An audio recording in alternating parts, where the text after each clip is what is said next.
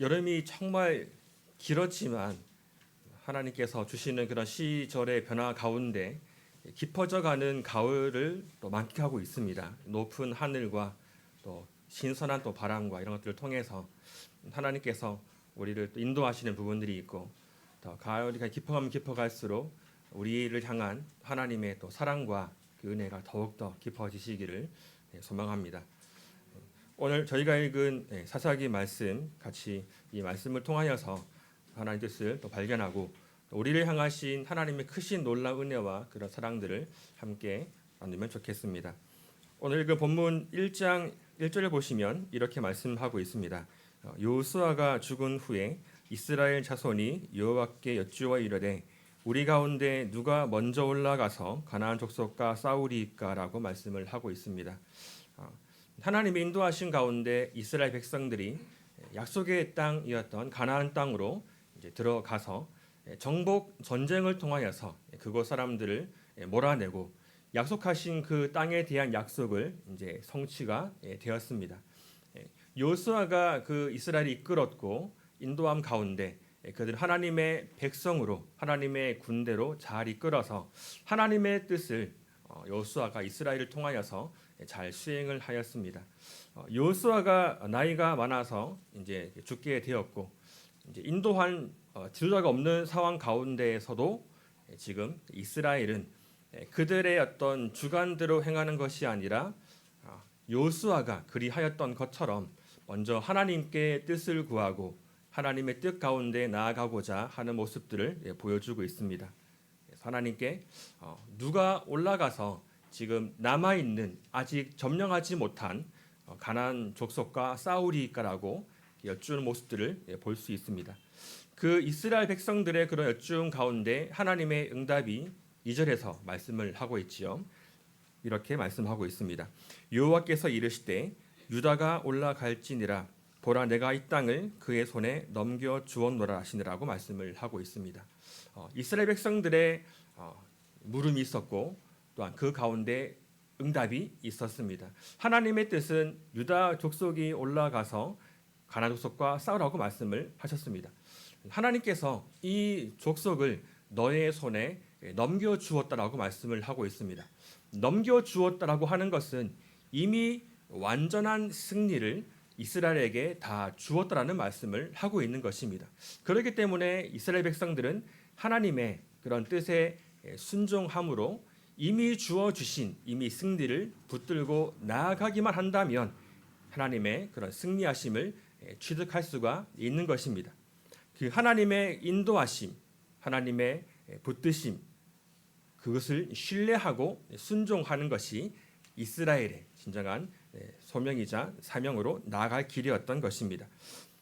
이 가운데 3절 말씀을 보면 유다가 유다 자손만 올라가서 싸우는 것이 아니라 그의 형제 시므온과 함께 가는 것을 볼 수 있습니다. 시므온 지파에게 이야기를 하여서 우리가 올라가서 그 땅을 점령할 때 시므온 지파도 함께 가자. 그렇게 한다면 시므온 지파 너희가 나중에 올라가서 너희 분배된 땅을 점령하러 갈 때에 우리 유다 지파도 함께 하겠다라고 한 것입니다. 여기서 볼 수 있는 것은 이스라엘이 12지파로 나누어져 있지만 각 지파가 따로 존재하는 것이 아니라 하나님을 섬기는 믿음의 한 공동체임을 잘 보여주는 것입니다. 시므온 지파에 대해서 형제 시므온이라고 말씀을 하면서 우리가 한 공동체이고 한 몸임을 잘 설명해 주고 있는 것이지요. 유다 지파 혼자 가도 충분히 가능한 싸움이었지만 이 상황에서 그리하지 아니하고 시므온 지파와 함께 올라가서 함께 싸우자라고 말한 것입니다. 지역적으로 유다 지파가 있었던 그 지역과 또 시므온 지파가 있던 지역들이 아주 가까이 있었던 것을 또한 볼 수 있습니다. 예를 든다면은 서울 지역 전체가 유다 지파의 땅이었다고 한다면 서울 지역 안에 있는 동대문구 요 지역이 시므온 지파였다라고 볼 수 있는 것이지요. 그래서 유다 지파 지역 안에 시므온 지파가 존재하였습니다. 그래서 어쨌든 같은 형제이기도 하고 또 가까이 있는 지파이기 때문에 우리가 힘을 합하여 함께 나아가서 가나안 족속과 싸우자라고 이야기를 한 것입니다. 4절부터 7절 말씀에서는 유다 지파가 하나님의 말씀에 순종하여서 가나안 지파와 또 싸우는 장면들을 볼 수 있습니다. 4절 이렇게 말씀합니다. 유다가 올라가매 여호와께서 가나안 족속과 브리스 족속을 그들의 손에 넘겨주시니 그들이 베색에서 10,000명을 죽이고라고 말씀을 하고 있습니다. 유다 지파는 하나님의 뜻을 알았고 하나님을 신뢰함으로 이미 하나님께서 우리와 함께 하시고 또 가나안 족속을 우리 손에 붙이셨다, 넘겨주셨다는 사실을 믿음으로 고백하면서 그 땅에 나아가서 담대하게 그들을 또 점령하고 그들을 또 심판한 것입니다. 베색에서 10,000명을 죽였다라고 말씀을 하고 있고 5절에서는 또 그 같은 지역 베색에서 아도니 베색을 만나서 그와 싸워서 가나안 족속과 브리스 족속을 죽였다라고 말씀을 하고 있습니다. 아도니 베색이라는 말은 아도니라는 말은 왕이란 말이지요. 베색이라는 말은 지역 이름입니다. 그래서 아도니 베색이라는 말은 그 베색의 왕이다, 그 베색 지역의 지도자이다, 이런 말이 되겠습니다. 그래서 베색 지역에서 10,000명을 유다 지파가 쳐서 점령하고 또 그 베색 지역의 왕 우두머리였던 아도니 베색을 그가 만나서 함께 그들을 이렇게 심판하는 모습들을 볼 수 있습니다.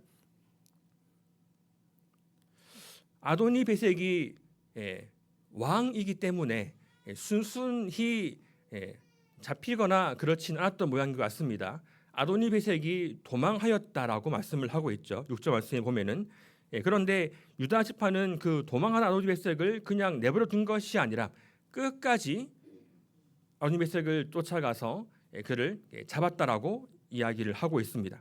그리고 6절 말씀을 본다면 쫓아가 잡아 그의 엄지 손가락과 엄지 발가락을 잘랐다라고 이야기를 하고 있습니다. 엄지 손가락과 엄지 발가락을 잘랐다라고 이야기를 하고 있는데 그것은 그 당시에 어떤 종주국이 포로를 잡았을 때 하는 만행 중에 한 가지였다라고 이야기를 하고 있습니다. 즉 포로가 어떤 종주국 상대방의 반역을 꾀하지 못하도록 하기 위해서 엄지손가락이 없다고 한다면은 그가 손에 힘이 없기 때문에 무기를 잡을 수가 없게 되겠죠. 그리고 발가락이 잘렸다고 하는 것은 발가락에 힘이 없다고 한다면은 제대로 걸을 수가 없을 것입니다. 즉 포로된 자가 어떤 종주국에 대해서 반역을 꾀하거나 또한 도망치거나 그렇게 하지 못하도록 종주국이 어떤 포로된 자에 대해서 행하는 만행이었다라고 기록을 하고 있습니다. 그런데 여기에서는 유다 지파가 아도니 베색을 잡아서 아도니 베색의 엄지 손가락과 엄지 발가락을 잘랐다라고 이야기를 하고 있습니다. 곧 그것은 7절에 보시면 아도니 베색이 이전에 70명의 왕들을 잡아서 이와 같이 행했다라고 하는 것을 볼 수 있습니다. 아도니 베색이 이전에 많은 그런 왕들을 잡아서 그 왕들의 엄지 손가락, 엄지 발가락을 잘랐다라고 하고 있는데 이것에 대한 하나님의 보응이구나라는 것을 지금 아도니 베색이 고백을 하고 있는 것입니다. 그래서 하나님의 그런 심판하심, 하나님의 보응이 지금 유다 족속을 통하여서 아도니 베색에게 또 베색 지역에 하나님을 떠난 많은 사람들에게 그 하나님의 심판이 행해지고 있는 것을 우리가 볼 수 있습니다. 7절 말씀 이렇게 말씀하고 있습니다. 아도니 베색이 이르되 옛적에 70명의 왕들이 그들의 엄지손가락과 엄지발가락이 잘리고 내 상 아래에서 먹을 것을 줍더니 하나님이 내가 행한 대로 내게 갚으심이로다 하니라. 무리가 그를 끌고 예루살렘에 이르렀더니 그가 거기서 죽었더라고 말씀을 하고 있습니다. 유다 족속이 하나님의 말씀에 순종함으로써 베색 지역을 점령하고 또 베색의 왕이었던 아도니 베색을 잡아서 그를 심판하는 모습들을 볼 수 있습니다. 8절부터 15절까지도 계속적으로 유다 족속이 하나님의 말씀에 순종하여서 많은 그런 가나안 족속들을 점령하고 그들을 치는 모습들을 우리가 볼 수 있습니다. 8절 보시면 유다 자손이 예루살렘을 쳐서 점령하여 칼날로 치고 그 성을 불살랐다라고 말씀을 하고 있습니다. 예루살렘을 쳤다라고 하는데 흔히 생각하기에 예루살렘은 거룩한 곳이 아닙니까? 예루살렘은 하나님의 성전이 있는 곳이 아닙니까? 그것을 쳐서 점령하였다는 것은 뭐가 좀 맞지 않지 않습니까? 라고 할 수 있겠지만 지금 이 상황은 이미 그 이스라엘 전체 가나안 땅이 완전하게 정복되기 전이기 때문에 예루살렘이라는 그 지명은 있지만 이미 그곳은 하나님께 드려지기 전입니다. 예루살렘이라는 그 지역에 지금은 많은 하나님을 섬기지 않는 원주민들, 하나님을 떠난 그런 사람들이 살고 있는 상황 가운데 있는 것이지요. 그래서 예루살렘에 있는 많은 하나님을 모르는 원주민들에게 대한 하나님의 지금 심판이 유다 자손을 통하여서 이루어지고 있는 것을 볼 수 있습니다. 9절 말씀 보시면 이렇게 말씀하고 있습니다. 그 후에 유다 자손이 내려가서 산지와 남방과 평지에 거주하는 가나안 족속과 싸웠다라고 말씀을 하고 있습니다. 예루살렘을 점령할 뿐더러 그 주변에 있는 산지와 평지 여러 지역을 유다 자손이 또 점령하였다라고 말씀을 하고 있고 10절 말씀에서는 유다가 또 가서 헤브론에 거주하는 가나안 족속을 쳐서 세세와 아히만과 달메를 죽였더라고 말씀하고 있습니다. 헤브론의 본 이름은 기랏 아르바였다라고 말씀을 하고 있습니다. 그래서 지금은 이 유다 자손이 헤브론 지역을 점령한 모습을 볼 수 있는데요. 이 헤브론의 본래 옛 이름은 기랏 아르바라고 이야기를 하고 있습니다. 기랏이라는 말은 도시라는 말이고요. 아르바라는 말은 사람 이름이죠. 그래서 기랏 아르바는 아르바의 도시다 이렇게 볼 수 있을 것입니다. 아르바라고 하는 사람은 그 당시에 그 지역에 아주 기골이 장대한 거인족이었습니다. 아낙 자손이라고 들어보셨을 것입니다. 그렇죠? 아낙 자손, 즉 아낙의 아버지가 아르바였고 이 아낙 자손, 그 아낙의 세 아들이 있었는데 아낙의 세 아들의 이름이 오늘 10절에 나오는 세세와 아히만과 달메였던 것입니다. 그래서 그곳에 있는 엄청난 거인족, 어찌 보면은 이스라엘 백성들이 그들을 상대할 수 없을 만큼 범접할 수 없을 만큼 큰 강한 민족이었던 아낙 자손을 지금 유다 자손이 가서 그들을 담대하게 쳐서 파하는 모습을 볼 수 있습니다.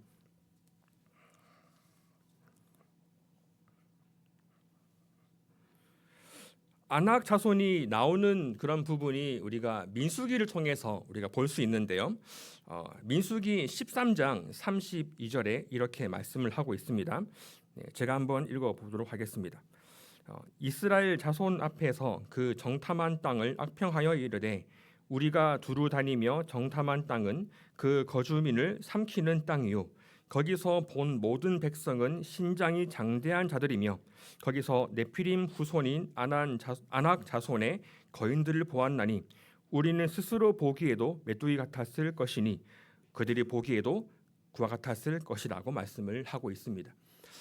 이 민수기에 했던 배경은 각 지파의 12지파의 각 대표 한 사람씩 12명의 정탐꾼들이 가나안 땅에 들어가서 그 땅을 정탐하고 난 이후에 어떤 복을 한 장면들을 보고 있습니다.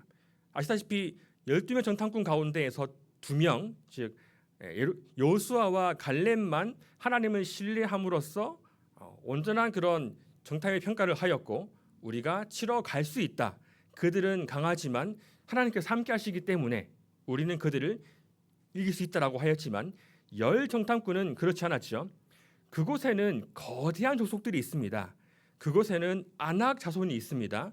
그들은 우리보다 훨씬 기골이 장대하고 거인족입니다. 비교하기에 우리를 비교한다면은 우리는 메뚜기 같습니다라고 고백을 했던 것입니다. 그렇기 때문에 우리는 갈 수 없다, 갈 수 없습니다. 그 땅을 점령할 수 없습니다라고 10명의 정탐꾼들이 평가를 하고 고백을 하였죠.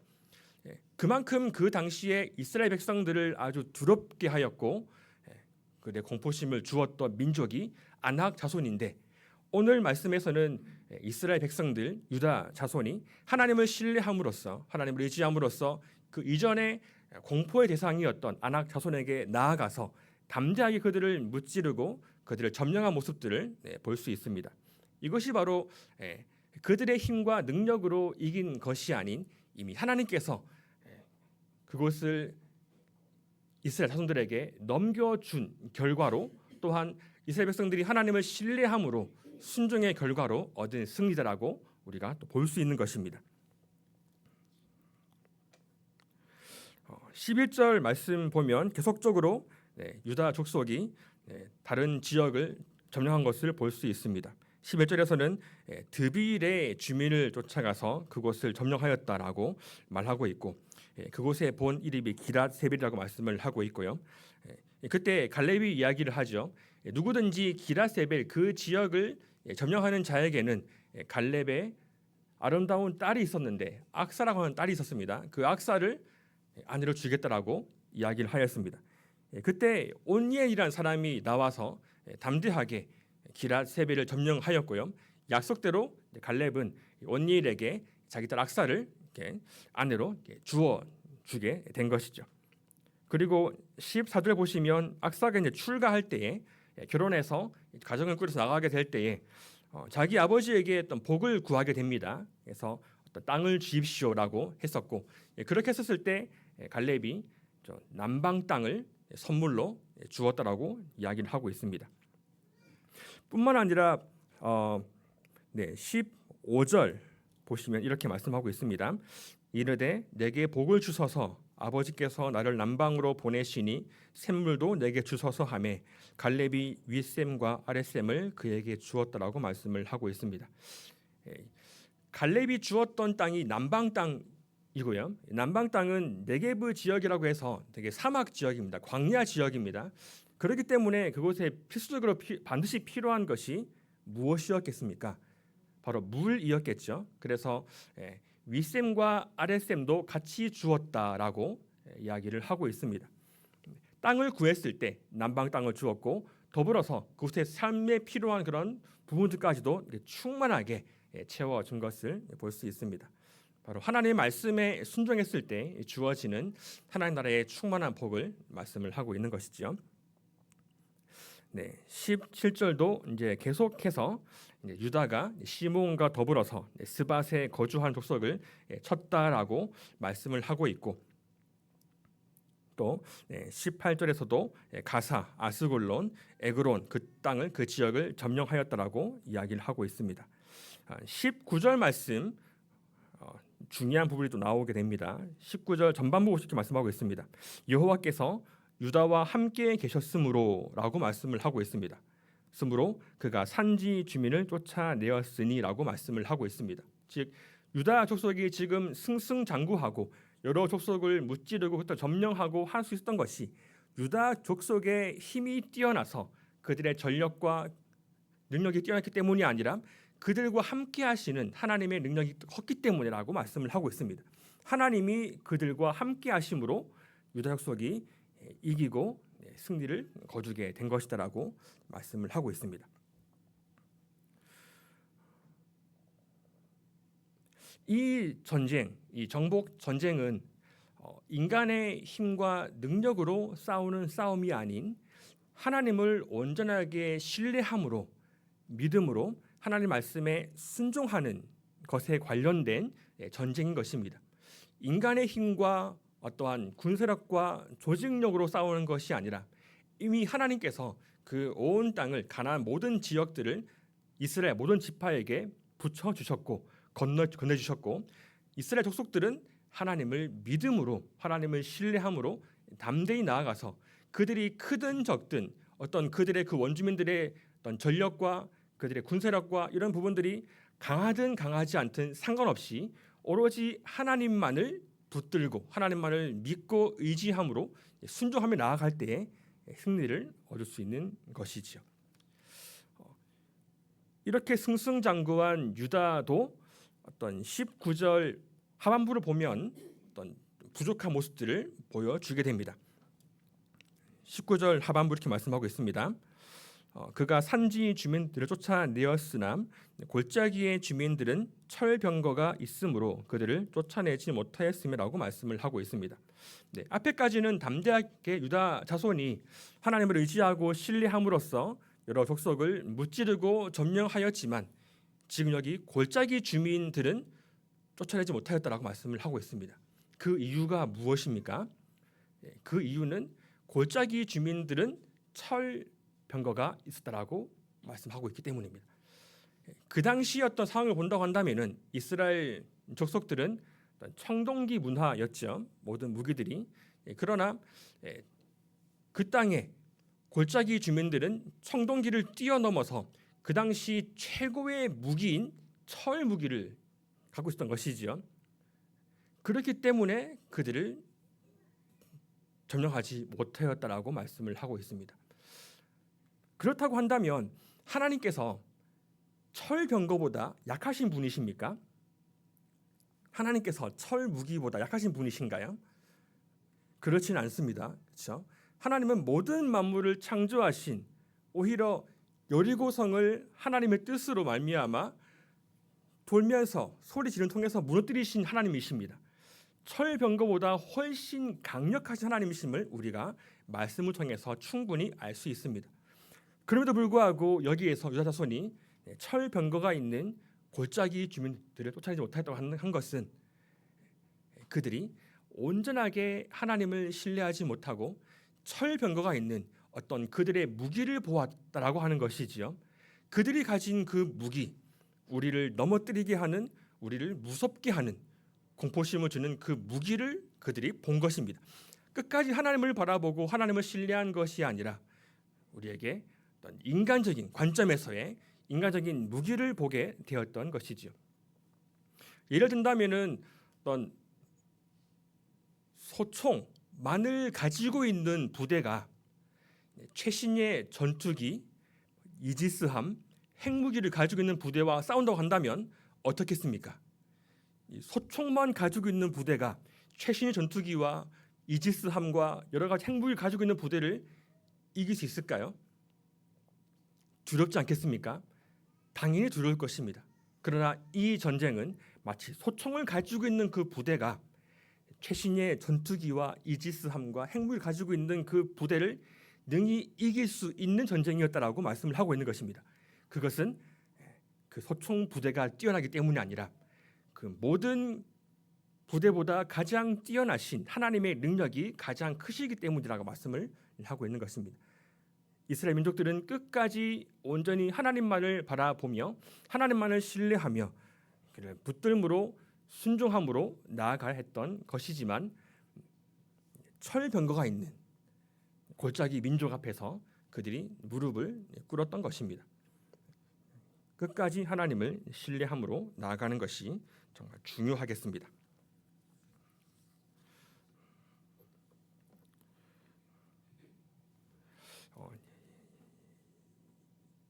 20절에서 또 유다 자손이 헤브론을 점령하였다라고 말씀하고 있고, 마지막 21절에서는 베냐민 자손은 예루살렘에 거주하는 여부스 족속을 쫓아내지 못하였다라고 말씀을 하고 있습니다. 베냐민 자손이 예루살렘에 거주한 여부스 족속을 쫓아내지 못한 이유가 또 무엇이겠습니까? 마찬가지로 베냐민 족속도 온전하게 하나님을 신뢰하지 못함으로 여부스 족속만 바라보고 두려운 가운데 하나님 말씀을 신뢰하지 못하여서 담대히 순종 나아가지 못하였던 것이 패배의 원인이었을 것입니다.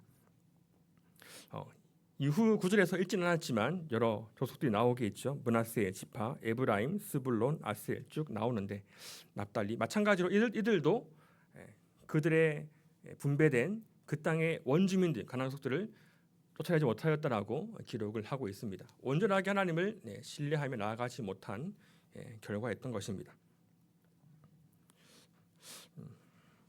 우리는 이 말씀을 통하여서 진정한 하나님의 말씀을 끝까지 신뢰함으로 나아가는 것이 우리의 승리의 비결임을 우리가 말씀을 통해서 보게 되었습니다.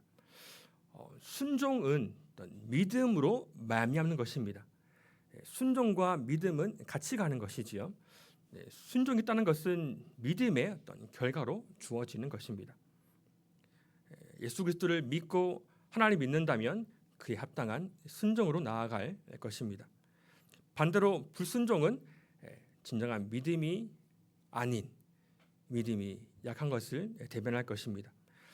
유다 지파가 하나님을 믿음으로 그들에게 주어진 여러 족속들을 쫓아내었을 때 그것이 믿음의 결과의 순종이었던 것처럼 또 반대로 유다 자손과 또 많은 베냐민 모든 지파들이 그를 쫓아내지 못한 결과도 어떤 믿음의 부재, 그들이 닫혀져 있는 어떤 두려움과 공포가 하나님 향한 믿음보다 더 컸기 때문이었다라고 말씀을 하고 있는 것입니다. 끝까지 우리가 믿음을 가지고 나아가는 것이 중요함을 볼 수 있습니다. 하나님 말씀에 우리가 순종할 때에 하나님께서 주시는 그런 충만한 복을 누릴 수가 있습니다. 유다 자손이 하나님 말씀에 순종하여서 여러 지역을 점령하고 그 땅을 차지하였고, 또한 온니엘이 마찬가지로 갈렙의 말에 또한 순종하여서 그 땅을 점령하고 기라세비를 점령함으로써 악사라는 좋은 아내를 얻고 좋은 가정을 이루고 남방 땅을 얻고 또한 남방 땅 가운데 꼭 필요한 샘물을 얻었던 것처럼 하나님 말씀에 순종하며 나아갈 때에 주어지는 하나님 나라의 충만한 복이 있음을 우리가 알 수 있습니다. 이 복을 이미 우리가 예수 그리스도를 믿음으로 말미암아 지금도 받았고 지금도 누리고 있는 것입니다. 반대로 하나님 말씀에 불순종, 즉 하나님을 신뢰하지 않는다면, 믿지 않는다면 그 충만한 그 복을 누리게 될 수 없을 것입니다. 우리가 이 말씀을 저희들의 삶 가운데 적용하며 나아가기 원합니다. 하나님께서 이스라엘 백성들에게 명령한 그 말씀, 가나안 땅 가운데 들어가서 그 땅을 점령하라라고 말씀을 하셨습니다. 그것 가운데 그들은 두려움도 있었겠지만 끝까지 하나님을 믿고 신뢰함으로 나아갔을 때 그것을 이길 수 있고 그 땅을 점령하고 승리를 얻을 수 있었을 것입니다. 우리의 삶 가운데에서 우리가 점령해야 할 영적 가나안 땅은 무엇이 있을까요?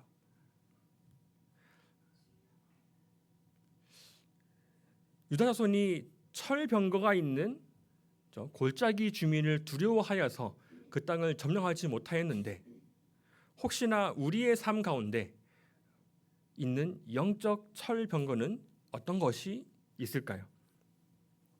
하나님을 믿는 믿음 가운데 나아가지만 때로는 하나님을 향한 그 믿음보다 우리에게 앞에 닥쳐져 있는 영적인 철병거가 더 크게 보이므로 하나님을 온전하게 끝까지 신뢰하며 나아가지 못하고 그 영적인 철병거 앞에서 무너지고 있는 모습은 혹여나 없는지 우리 자신 한번 더욱더 돌아보기 원합니다.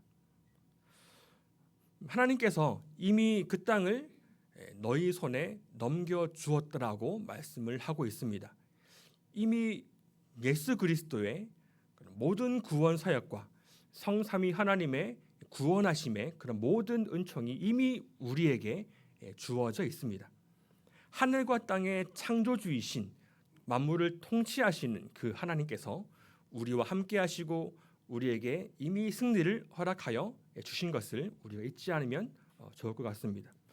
우리 삶의 걸음걸음 가운데 때로는 우리의 마음을 어렵게 하고 무너지게 만드는 그런 어려움들이 큰 영적 가나안 땅이 또 영적 철병거가 있는 족속들이 있다 할지라도 그것만을 바라보며 우리의 마음이 무너지고 낙심하고 절망하는 것이 아닌 그 모든 것보다 더욱더 크신 능력의 하나님을 끝까지 바라보고 신뢰함으로써 온전한 승리를 가지고 나아가기를 원합니다. 하나님께서는 우리를 홀로 두신 것이 아니라 한 몸된 공동체로 우리를 불러주셨습니다. 교회적 삶을 살 수 있도록 인도해 주셨습니다. 우리는 홀로가 아니라 혼자가 아니라 예수 그리스도 안에서 많은 지체들과 함께 이 믿음의 경주를 싸워 나아가고 있는 것입니다. 히브리서 말씀 이렇게 말씀하고 있습니다. 10장 19절 25절입니다. 그러므로 형제들아 우리가 예수의 피를 힘입어 성소에 들어갈 담력을 얻었나니 그 길은 우리를 위하여 휘장 가운데로 열어놓으신 새로운 살 길이요 휘장은 곧 그의 육체니라. 또 하나님의 집 다스리는 큰 대제사장이 계심에 우리가 마음의 뿌림을 받아 악한 양심으로부터 벗어나고 몸은 맑은 물로 씻음을 받았으니 참 마음과 온전한 믿음으로 하나님께 나아가자. 또 약속하신 이는 미쁘시니 우리가 믿는 도리의 소망을 움직이지 말며 굳게 잡고 서로 돌아보아 사랑과 선행을 격려하며 모이기를 패하는 어떤 사람들의 습관과 같이 하지 말고 오직 권하여 그날의 가까움을 볼수록 더 그리하자라고 말씀을 하고 있습니다. 우리 가운데 함께 하시고 이미 예수 그리스도로 말미암아 완전한 승리를 주신 예수 그리스도를까지 신뢰하며 나아가며 한 몸도 공동체로 함께 이 걸음을 함께 믿음의 경주를 달려 나아가는 여러 제들 함께하는 공동체를 통하여서 끝까지 주님 오실 그날까지 믿음의 경주를 승리하며 나아가는 저 여러분들 되시기 원합니다. 매일의 삶 가운데 순간순간 삶 가운데 우리에게는 영적 가나안 땅과 큰 철병거가 있는 세력 앞에서 넘어지는 것이 아닌 우리의 생명 대신 우리의 반석 대신 우리 힘과 능력 대신 예수 그리스도만 온전하게 바라보며 그 안에서 진정한 승리를 날마다 경험하는 저 여러분들 되시기를 간절히 축원합니다. 같이 찬양하시겠습니다. 찬송가 455장입니다.